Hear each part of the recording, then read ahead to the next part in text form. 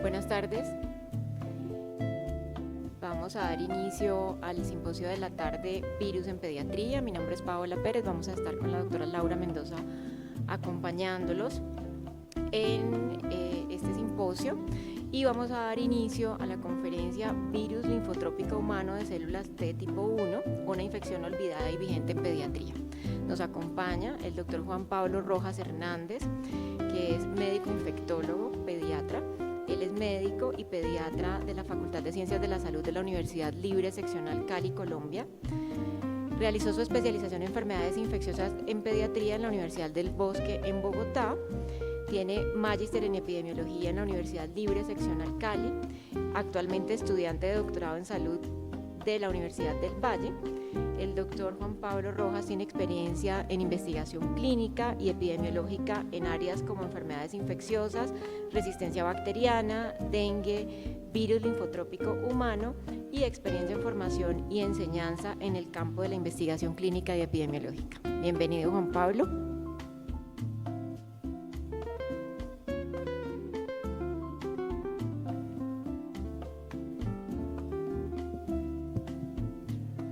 Hola a todos, muy buenas tardes.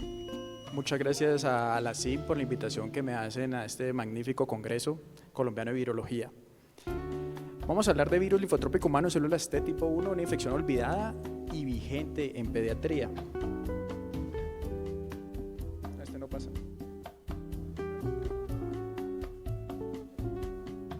Está prendido.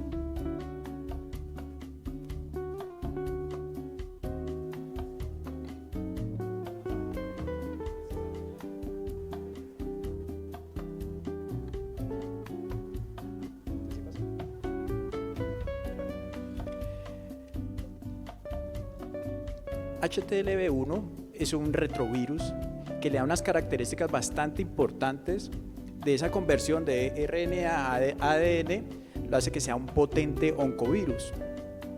Las dos enfermedades más estudiadas han sido leucemia y linfoma de células T en adultos, que tiene un periodo de latencia de 30 años y cuando se presenta la mediana de supervivencia es de 6 a 8 meses, una mortalidad bastante marcada y muy dolorosa en muy poco tiempo.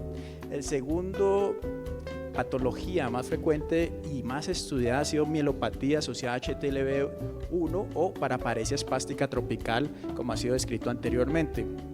También está asociado a enfermedades autoinmunes e infecciones oportunistas, como más adelante les voy a explicar en la cohorte de pacientes pediátricos que tenemos. Más de 20 millones de personas padecen de esta infección, dentro de los cuales se caracteriza de ser una enfermedad infecciosa desatendida.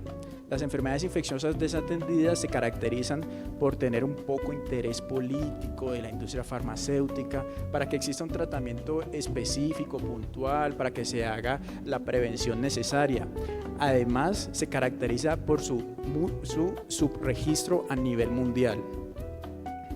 Es una enfermedad de transmisión sexual. A través de transfusiones sanguíneas se transmite hasta un 70%. En Colombia, a partir del año 2011, ya pasó a ser dentro de los bancos de sangre una tamización donde se incluye HTLV1 y 2 de todos los donantes de sangre. En los estudios reportan menos del 5% de infección intrauterina y la lactancia materna puede abarcar hasta un 25% de transmisión de la enfermedad, la cual está muy relacionada con el tiempo de la duración en la lactancia materna, así mismo como la carga proviral que tenga esa mamá que está lactando al momento de dar a su lactante menor. Como podemos visualizar en la gráfica, más los pacientes que tienen más de 6 meses de lactancia materna son los que tienen mayor prevalencia e incidencia de presentar HTLV1. Esta enfermedad no tiene un tratamiento específico y todo se limita a la prevención de la transmisión. Los estudios de efectividad evitando la lactancia materna y suplementándola con fórmulas infantiles ha demostrado una disminución significativa de hasta un 80%. Es por eso que en el sur de Japón, en Okinawa, se empezó a hacer la tamización en todas las gestantes en el año 1986 y con esta y difiriendo la lactancia materna pasó de un 18.6% en el año 86 a un 3.2% en el año 99, para posteriormente ser un tamizaje prenatal de todo Japón como una política de salud nacional a partir del año 2011. El año pasado, la Organización Mundial de la Salud hizo un informe técnico bastante importante que le dio un espaldarazo muy bueno para seguir investigando sobre HTLV1. Entonces ellos dicen, mire, hay que abordar esta enfermedad a través de un enfoque de salud pública mundial. La tenemos olvidada esta enfermedad. En Colombia, lastimosamente, no es de notificación obligatoria. La tamización de HTLV1 no la tenemos incluido dentro de la tamización prenatal, donde sí tenemos sífilis, VIH, hepatitis B. Y esta es una tecnología que está en el plan de beneficios de salud o POS y es de bajo costo, ¿sí? Las pruebas de tamizaje oscilan entre 40 a 60 mil pesos y el Western Blot confirmatorio cuesta 60 mil pesos. Entonces, para que vamos viendo que está incluida en el plan de beneficios de salud y que la podemos utilizar en aquellos pacientes en donde sospechamos HTLV1. En Colombia no se ha establecido los estudios de costo-efectividad de cómo establecer el tamizaje prenatal como rutina de control prenatal, así como el único que lo tiene es Japón y Reino Unido.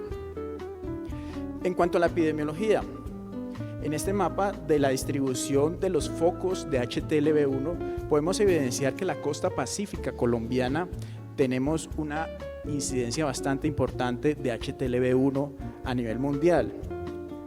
HTLV1 se subdivide, tiene diferentes subtipos. El subtipo A, que está predominantemente en nuestro país, y a su vez se subdivide en el subgrupo transcontinental, que es el que se encuentra principalmente en la costa pacífica, la Orinoquía y la costa atlántica.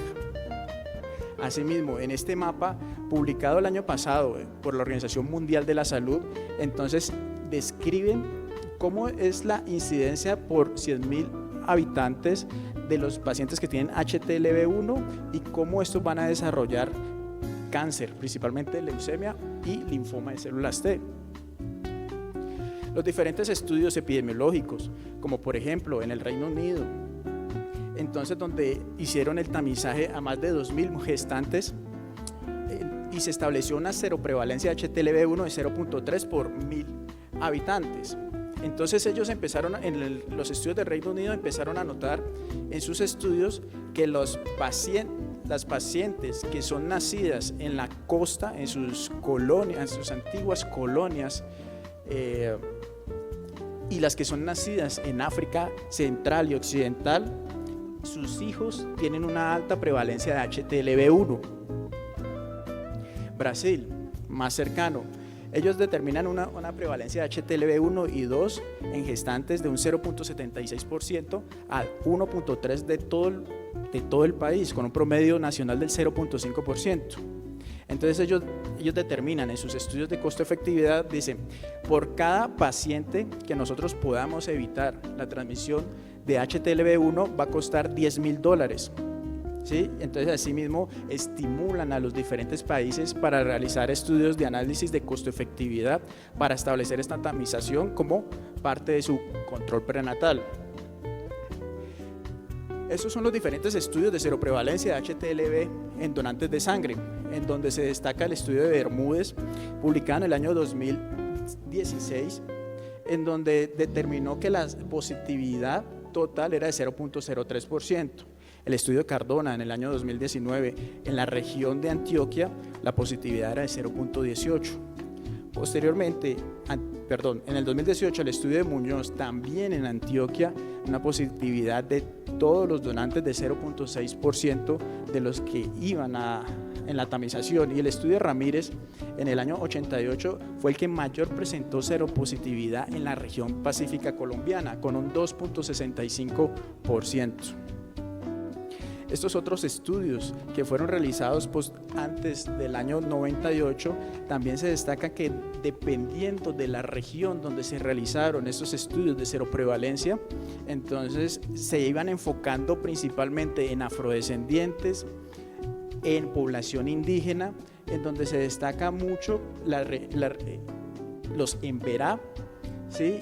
Y la región pacífica siempre es uno de los aspectos más importantes. Los estudios de Saninovich, los estudios de Trujillo también, con sus diferentes estudios epidemiológicos de seroprevalencia en estas poblaciones puntuales, determinan los diferentes estadios de seropositividad, como pueden visualizar, que puede incluir incluso hasta un 6.8% en la costa pacífica, y los Wayuu también tienen una alta prevalencia de HTLV1.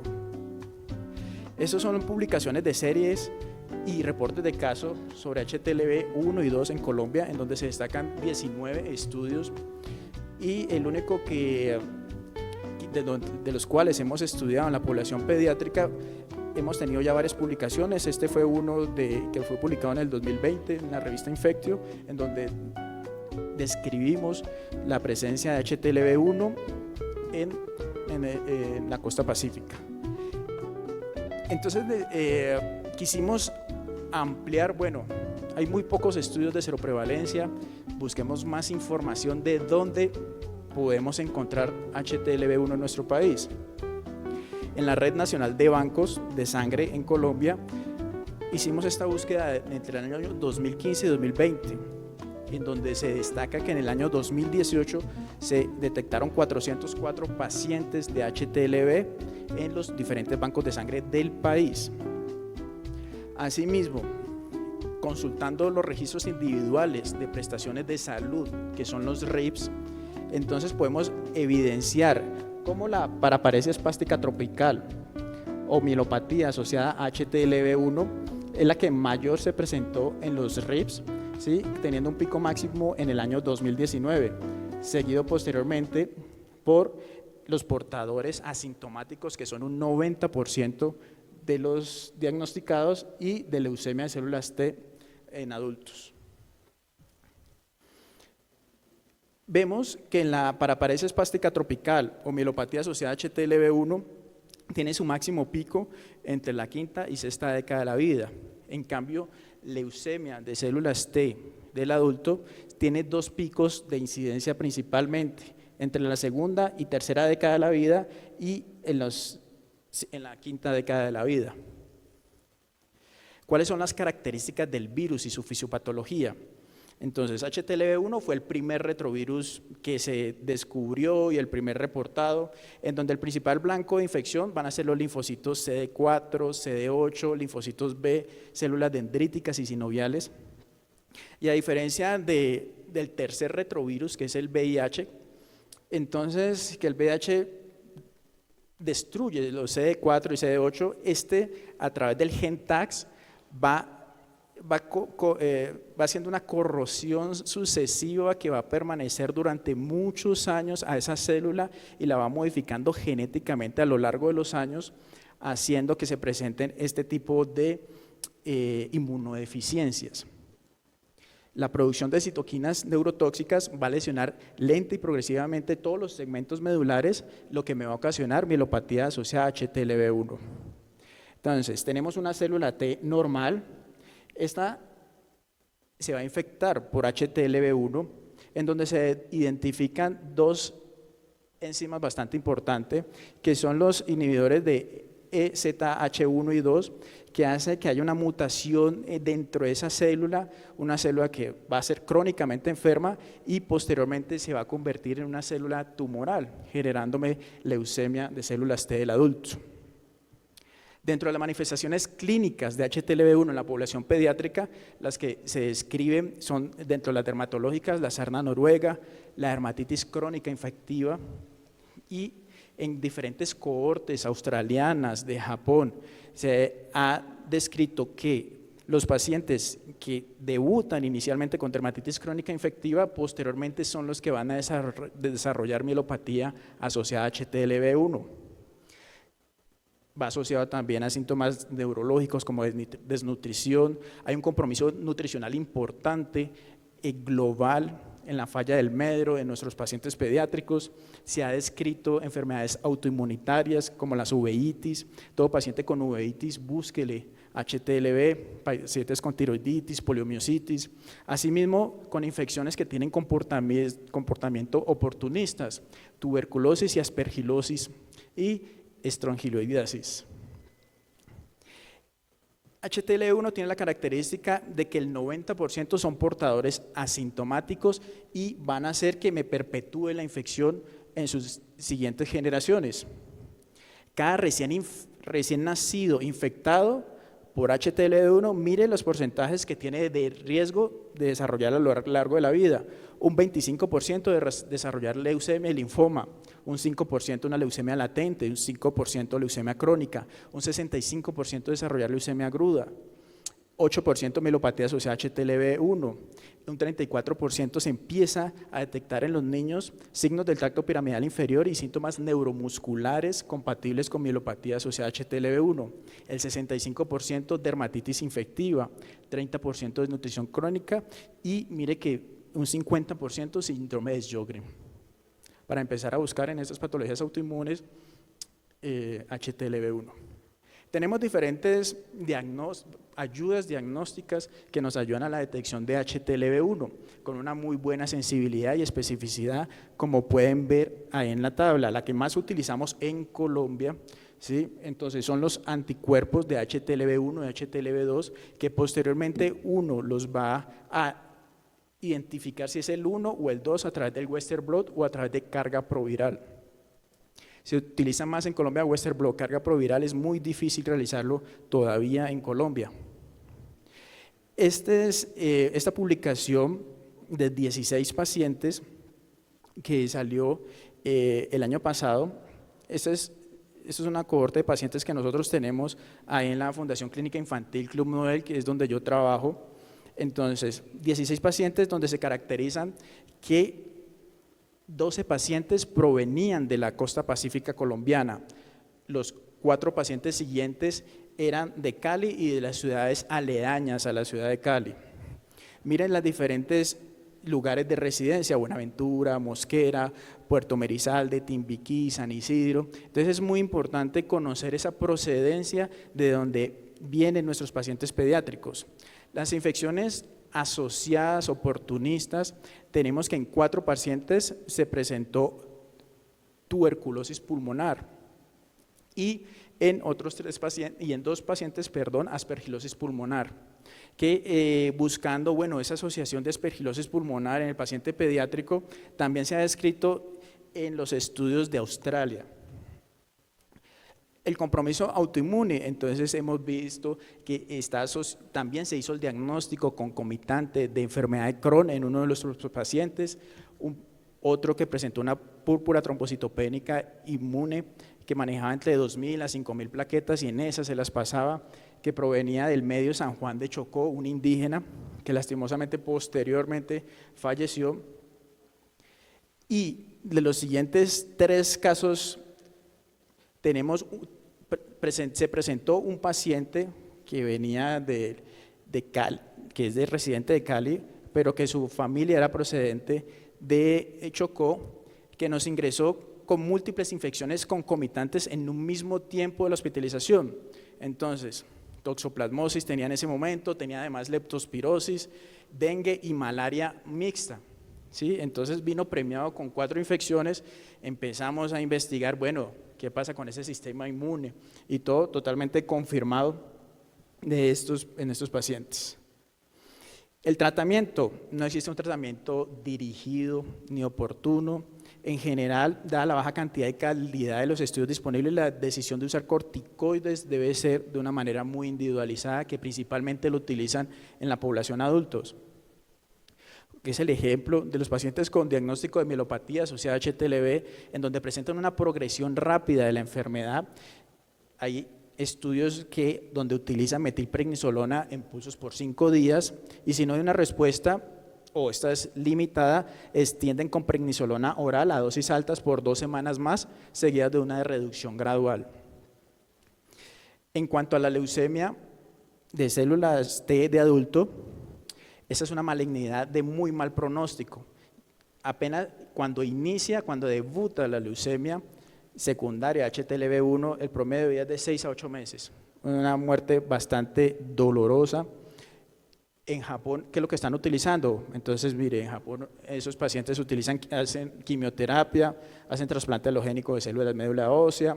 En los países occidentales es más frecuente el uso de sidobudina combinada con interferón.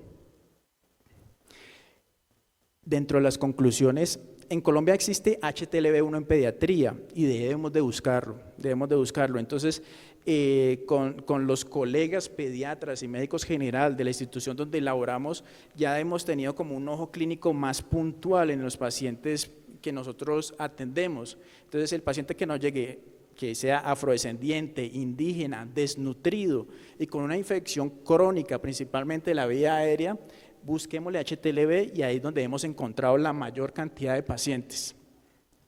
También se destaca que HTLV1 viene con sus enfermedades asociadas, va muy de la mano con todas las enfermedades autoinmunes previamente descritas. Y así debemos de ampliar las posibilidades en la sospecha diagnóstica de esta infección para proporcionar un diagnóstico oportuno, en donde podamos brindar la prevención y que no se perpetúe a través de las generaciones HTLV1. Lastimosamente, como trabajo en una institución pediátrica, si estos 16 pacientes nos ponemos a buscarle principalmente a toda la línea materna, ahí van a salir los hermanos, va a salir la mamá, va a salir hasta la abuela, puede salir positiva con HTLV1. En este momento, con el Ministerio de Salud, estamos desarrollando el lineamiento de prevención y atención clínica de HTLV1 y 2 y sus enfermedades asociadas, y se espera poderlo sacar a más tardar en diciembre del presente año. Muchísimas gracias, los invito a que me sigan por mis redes y muchas gracias.